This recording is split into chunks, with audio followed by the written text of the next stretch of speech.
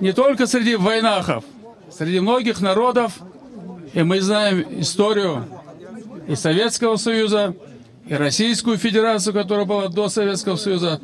Многие земли передавались, участки передавались, районы передавались. Вот эта проблема с Крымом тоже передавалась, она была создана еще в те советские времена. Земли передавались, участки передавались, один передавали, другие. Среди нас, войнахов, чеченцев, ингушей, конечно, тяжелый вопрос. Для нас земля – это синоним матери. Это самое святое. Поэтому каждый наш шаг у войнахов, он связан с тем, что как бы эту землю сохранить. Решение, когда такие решения готовятся, их надо согласовывать по войнахскому обычаю, по традиции, со своим народом. Если это брат передает землю брату, он должен согласовать со своей семьей.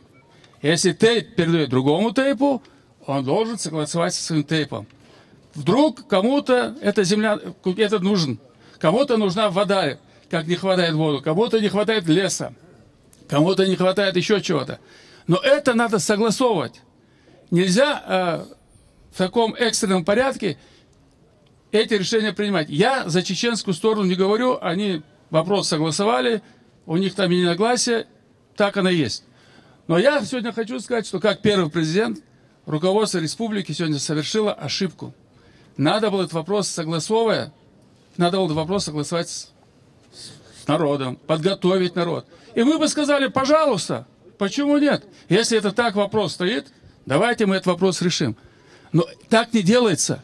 Даже когда женишься, когда девушку сватаешь, какой вопрос надо провести, какую политику надо провести, чтобы девушку привести к себе домой? Это же целая процедура. А у нас такая тяжелая процедура провелась вот так. Поэтому я считаю, что нужно этот вопрос, все наши действия, понятно, что вы переживаете. Все мы переживаем. Я много соглашений подписывал. Вы помните, в течение и Северной Осетии подписывал, и с Жахар Мусаевичем Дудаевым подписывал, и с другими подписывал. Но я ставил народ в известность. Что вот я буду делать? Один шаг, второй шаг, третий шаг. Даже когда я отказался от правого берега Владикавказа, потому что свои годы правый берег передали. И стал столицей Северной Осетии. Я это понимал. Я сказал Ельцину: Борис Николаевич, мы построим свою столицу. Сегодня видите, она какая. Я объяснил народу на съезде. В съезде народов Ингушетии объяснил, что я вот такое решение принял, и меня съезд поддержал, и поэтому мы вот сегодня строим эту столицу. Я считаю, в этом ошибка.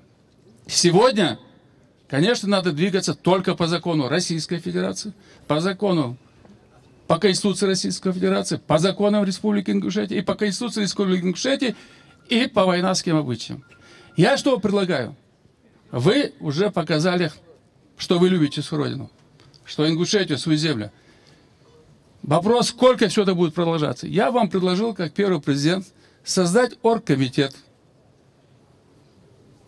Выбрать его, самых авторитетных людей с каждого тейпа, чтобы этот оргкомитет работал с руководством, с органами власти Республики Ингушетия и органами. И информировал всех нас, что они, как они продвигаются, как снять этот вопрос, чтобы наше население снять эту тревогу. Вот так, я считаю, делал это Бог.